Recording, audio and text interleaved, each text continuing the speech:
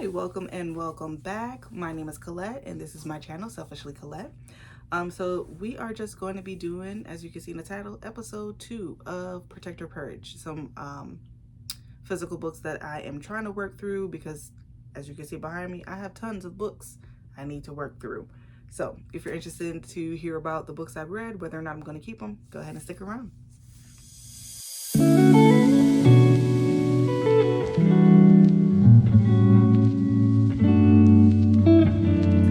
All right, so thank you so much for being here.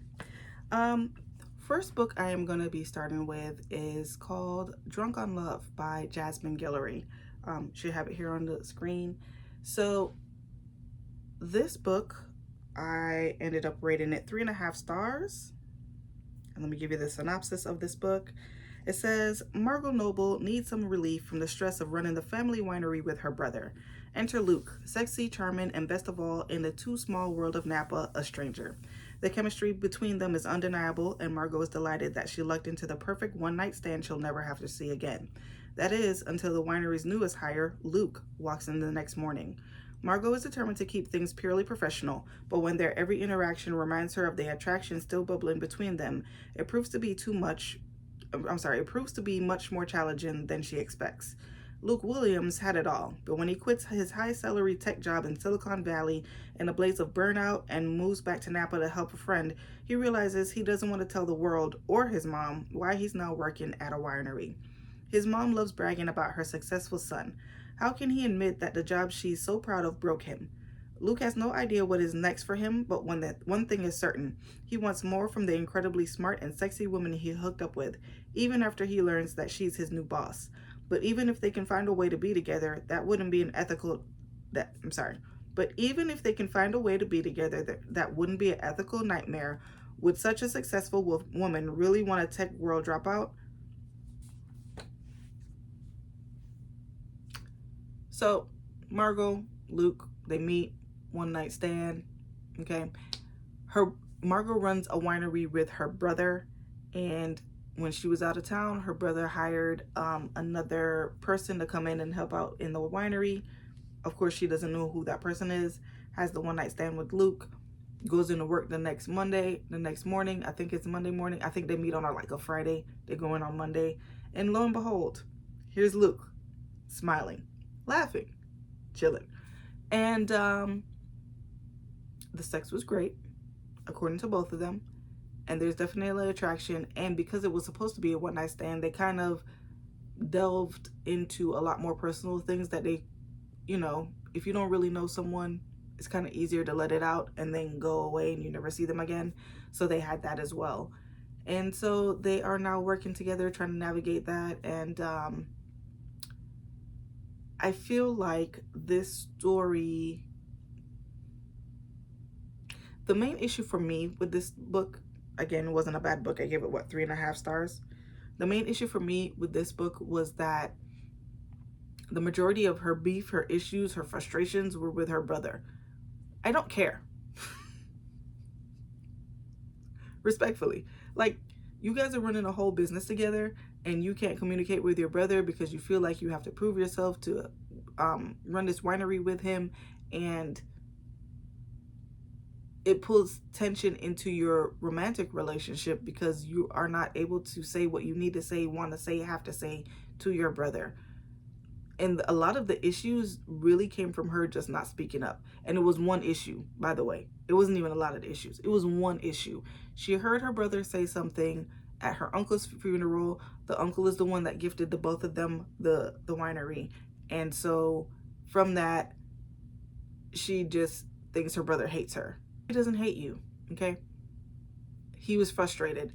He was always working and helping out with winery, whereas she went and got her degree and was working in like marketing or something in New York.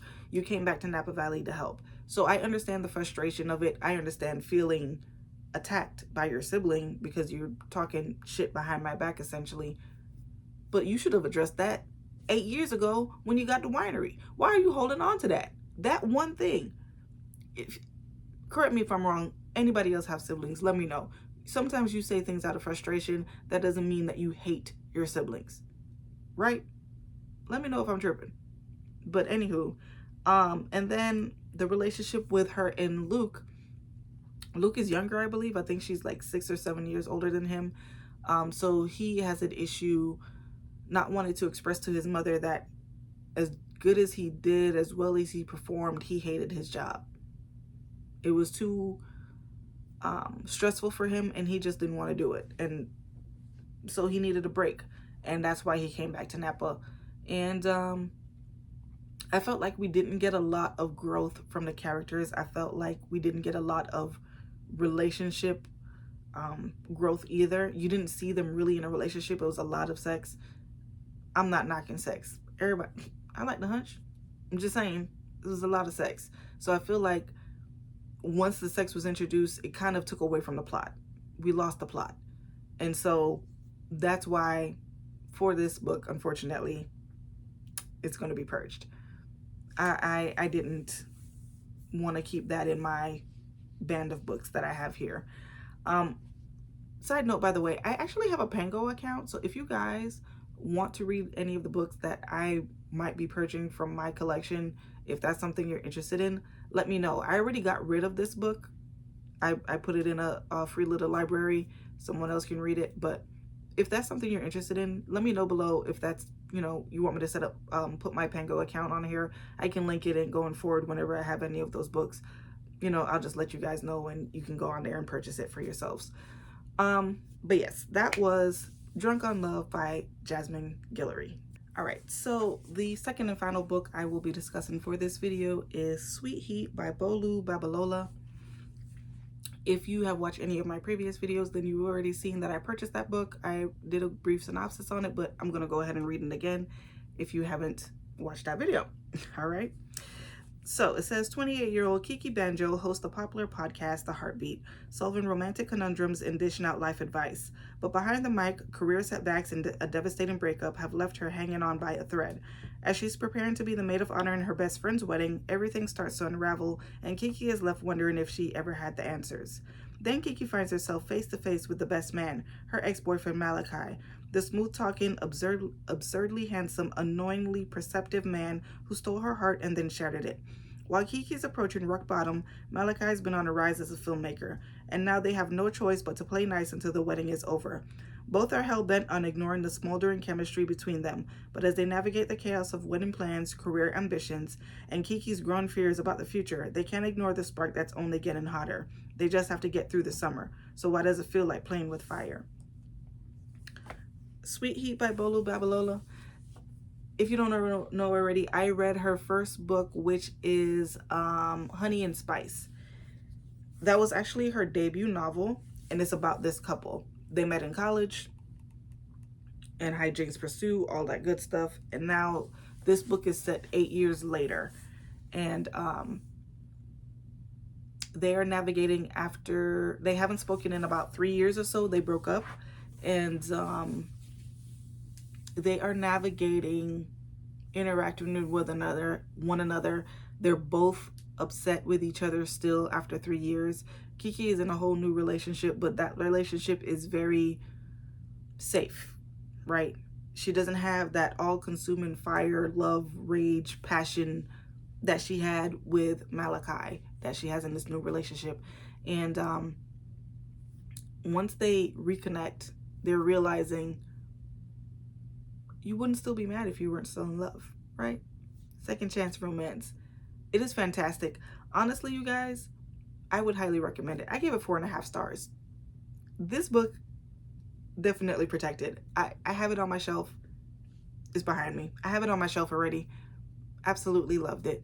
But I wish I would have highlighted and did my notations in the book. She has so many quotable moments in that book, and I'm gonna be honest, I was being lazy and I didn't underline them, but the things they said to one another, they were just poetic and beautiful. Oh my God, it was so good. And I love that they realized it wasn't just one party doing something wrong, it was both. They both contributed to them not communicating the way they needed to, and them breaking up the first time around.